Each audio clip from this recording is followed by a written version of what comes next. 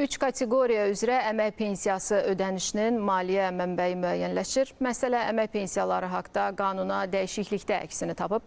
Milli Məclisin Əmək və Sosial Siyasət Komitəsinin iclasında bu barədə danışılıb. Komitə iclasında həmçinin çoxuşaqlı ailələrlə bağlı məsələdə müzakirə mövzusu olub. Son illər təbii artımın aşağı düşməsi ilə əlaqədar olaraq çoxuşaqlı ailə anlayışının sayının aşağı salınması təklif olunub. 5 və daha çox uşağı olan şəxslərin, o cümlədən valideyn himayəsinə məhrum olmuş uşaqların da ailə üzvlüyünə götürülməsi, yəni övladlığa götürülməsi də daxil olmaqla onların 5 ildən tez pensiya çıxmasına imkanlar yaratdıq.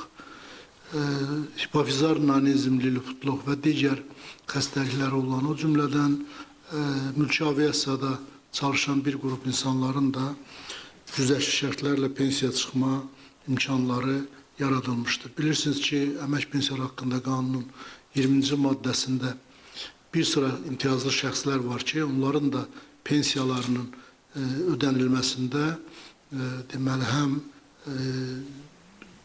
Dövlət Sosial Müdafiə Fondunun büdcəsindən, həm də dövlət büdcəsindən transferlər hesabına maliyyələşmə həyata keçirilir. Məhz bugünkü dəyişiklik də o kateqoriyanın genişləndirilməsi ilə əlaqədardır. Sosial sahədə, sosial həyatın bütün sahələrini əhatə edən son dövrlərin inqilabi dəyişikliklərinin eyni zamanda əmək pensiyalarına da dövlətimiz tərəfindən tətbiq edilməsinin bariz bir nümunəsini bir daha biz görürük burada və əmək pensiyalarının şamil edildiyi vaxtından əvvəl, deyək ki, yaş həddindən əvvəl pensiyaya çıxma arealının, çıxacaq şəxslərin arealının genişləndirilməsi də bir daha həqiqətən də həm mütərəqqi, həm də humanist bir addımdır.